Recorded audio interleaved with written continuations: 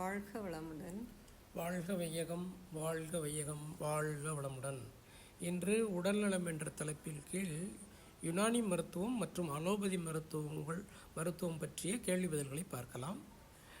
யுனானி மருத்துவம் எப்பொழுது எங்கே துவங்கப்பட்டது? கிமு 400 500 முதல் 500ஆம் ஆண்டுகளில் கிரேக்க தேசத்தில் துவங்கப்பட்டது. யுனானி மருத்துவத்தின் அடிப்படை தத்துவங்கள் ஹிப்போக்ரட்டஸ் மேலும் கேலன் என்ற இருவரின் போதனை முறைகளை அடிப்படையாக கொண்டது யுனானி மருத்துவம். ஹிப்போக்ரட்டஸின் யுனானி மருத்துவத்தை பற்றிய குறிப்பு: நோய் சாதாரண மனித உடலில் தோன்றும் எதிர் விளைவுகளை கொண்டு உணர முடியும். நோயினை குணப்படுத்தும் மருத்துவர்கள் அதன் வேகத்தையும் நன்கு உணர்ந்து மருந்து கொடுக்க வேண்டும் என்று ஹிப்போக்ரட்டஸ் கூறுகிறார்.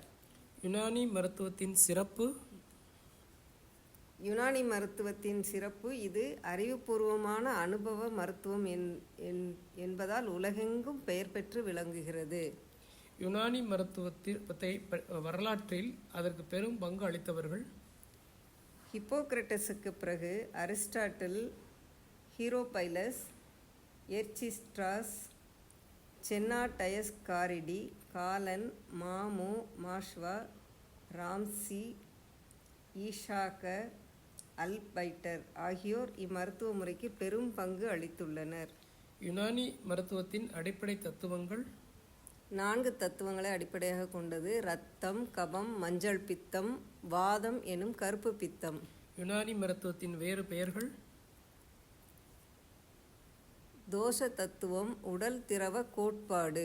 யுனானி மருத்துவ சோதனை முறை: நாடி பார்த்தல், சிறுநீர் மலம் சோதனை மூலம் நோயின் தன்மை அறியப்படுகிறது.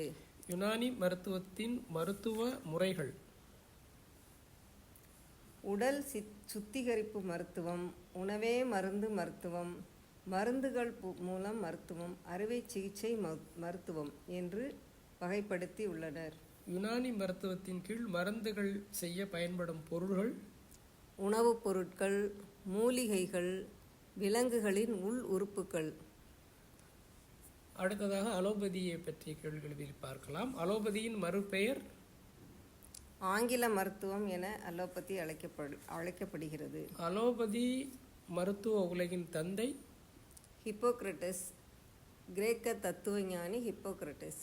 அலோபதி மருந்துகள் அதிக அளவில் விரும்பத்தகாத விளைவுகளை ஏற்படுத்திய காலம்: 1891ஆம் ஆண்டுக்கு முன்பு ஏற்படுத்தியது. அலோபதியில் பரிசோதனை மற்றும் ஆராய்ச்சிகளை செய்து தக்க முறையில் மருந்துகள் செயல்முறையை கண்டுபிடித்தவர்: பால் எரிச். அலோபதி மருத்துவ முறை மருந்துகள் அனைத்தும் உடலில் இரசாயன மாற்றங்களை ஏற்படுத்தும். உடலில் தோன்றும் நோய்க்கான அறிகுறிகள்: ஜீவகாந்த ஆற்றல் உடல் காரணமாக புறத்தாக்குதல் மூலமாகவும் குறைவு ஏற்படும் போது நோயிற்கான அறிகுறிகள் ஏற்படுகிறது. நோய் உண்டாவதற்கான காரணங்கள்: திசுக்களில் ஏற்படும் அலர்ஜி நிலை, இன்ஃப்ளமேஷன், நச்சுப்பொருட்கள் டிசார்டர்ஸ், இரத்த குழாய்கள் சம்பந்தப்பட்டவை, வாஸ்குலர் காசஸ், களலைகள், வெற்றுக்களலைகள், புற்றுக்களலைகள். களலைகளின் வகைகள், அதாவது களலை என்பது டியூமர்ஸ். வெற்றுக்களலைகள், புற்றுக்களலைகள். நோயின் வெளிப்பாடுகள்: நோயால் எந்த உறுப்பு பாதிக்கப்படுகின்றனோ அதை பொறுத்தே அறிகுறிகள் தோன்றுகின்றன. அதாவது காய்ச்சல், தலைவலியெல்லாம் பொதுவான எல்லா உறுப்புகளுக்கும் பொதுவானது. நுரையீரல் பாதிக்கப்பட்டால் மூச்சு விடுறதுல சிரமம், உணவு மண்டலங்கள் பாதிக்கப்பட்டுச்சுன்னா வாந்தி, பேதி, செரிமான கோளாறு போன்ற நோய்க்குறிகள் ஏற்படுகின்றன. அலோபதி மருத்துவ முறைகள்: நோய்க்குறிகள் அகற்றுவதற்கானவை, நோய் காரணிகள் அகற்றுவதற்கானவை என்று 2 வகையாக பிரிக்கலாம். அலோபதியில் நோய் தீர்வுக்கான முறைகள்: மருத்துவ முறை, அறுவை சிகிச்சை முறை, கடுமை தணிவதற்கான முறை. அலோபதி மருந்துகள்: நுண்ணுயிர் கொல்லிகள், அலர்ஜிக்கு எதிரான மருந்துகள், எடுத்துக்காட்டாக ஆஸ்பரின், பாராசிட்டமால், உறுப்புகளின் இயக்க ஆற்றலை மாற்றும் மருந்துகள், மாற்றுப் பொருட்கள். அலோபதியின் இரு வகையான மருந்துகள். உடல் அமைப்பு முழுவதையும் சார்ந்த மருந்துகள், ஒரு உறுப்பை மட்டும் தாக்கும் மருந்துகள். உடல் முழுவதையும் சார்ந்த மருந்துகள். அது 4 வழியாக கொடுக்கலாம். அதாவது வாய்வழி அல்லாத, இரத்த குழாய் வழி, குதவாய் வழியாக.